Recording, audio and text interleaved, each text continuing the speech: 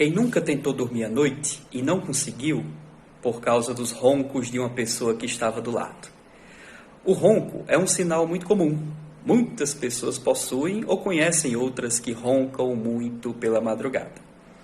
Muitas acreditam, inclusive, que roncar é sinal de um bom sono, que a pessoa estaria dormindo no chamado sono profundo.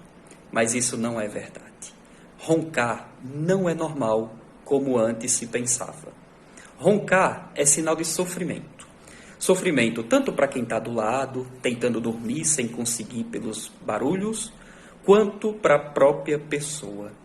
Pessoas que roncam pela madrugada, muito provavelmente têm uma doença crônica e altamente prevalente no mundo inteiro, chamada de apneia obstrutiva do sono.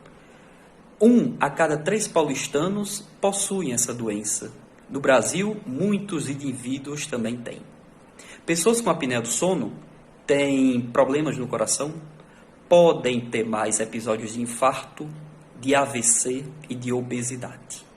Sintomas da apneia do sono, além dos roncos, sonolência no outro dia, engasgos pela madrugada, são os principais sintomas. Então, se você tem algumas dessas coisas, ou se você conhece pessoas que mesmo dormindo mais ou menos bem, ainda assim no outro dia se sente sonolento, se sente cansado, se sente irritado, ofereça ajuda. Tem tratamento seguro, que melhora tudo isso. Então você pode compartilhar esse vídeo para quem quiser, para que a gente possa ajudar todo mundo que tem essa problemática. Tenha todos uma ótima semana.